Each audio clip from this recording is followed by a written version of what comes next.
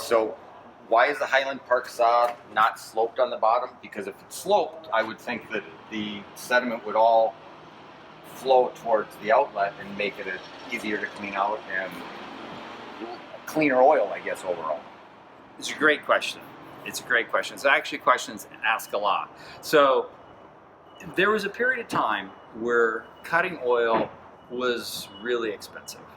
And there was a thought among manufacturers, who by the way didn't cut, that if we make a slope bottom, the slope bottom uses less oil. Less oil means less cost.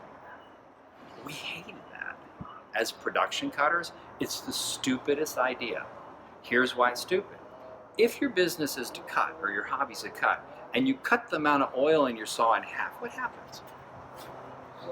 You're gonna not have as much oil available, I guess, to cut the rock. And what happens? You burn up blades, you burn up bearings. No, it doesn't do that. Your oil gets dirtier faster. Okay. You have to clean your saw twice as much, 3 times as much.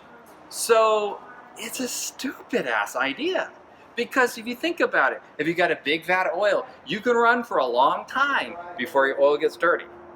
But if you cut that oil in half or a third, and you got your blade going down there, you're cleaning your oil continuously.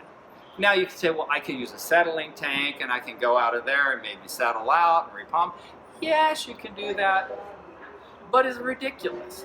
Put a lot of oil in your saw. I'm not a big fan of having sprayers pumping on your blade and running what's called a dry sump. Yeah, I've seen that. The problem being is my pump fails. My saw is, I don't know. Now I'm suddenly cutting dry. How long does my blade last? Not very long. Yeah, so it's kind of a stupid idea, especially if you're cutting production. Now, if you're a guy that you're supervising your saw every minute that you're cutting, well, yeah, you can probably get away with it. Because we ran saws. We've run all those different kinds of saws. But the big issue is when you've got a bigger tank of oil, you need to clean your saw less, which means more time between each time you clean, because cleaning sucks. Whether you've got an Everclean like this. Now, if you put an Everclean on the side of the saw, you never have to clean it. Everclean keeps it clean all the time. But that was the basic principle. The basic principle is, we need to save money because oil is expensive, so let's slant bottom the bottom of the saw, and then we can easily clean it, but you're cleaning it all the time. And if you're cutting for money, you don't want to be cleaning all the time. You want that saw running and running and running, because cleaning is not a 5-minute job. So that's really the principle. That's why we said, no, this is ridiculous. Keep as much oil in the saw, drop an Everclean. On our factory, we've got, 30-some saws running there. Every single one's got Evercleans. Yes, there's a capital investment to do that, but the Everclean keeps your oil completely clean. It's kind of like, if you're having an oil filter on your engine, your blades last longer, they stay sharper longer, your feed screw lasts longer, the feed nut lasts longer, you don't have as much failure on bearings. Your cutting pressure, the pounds per square inch on the rock against the blade is lower.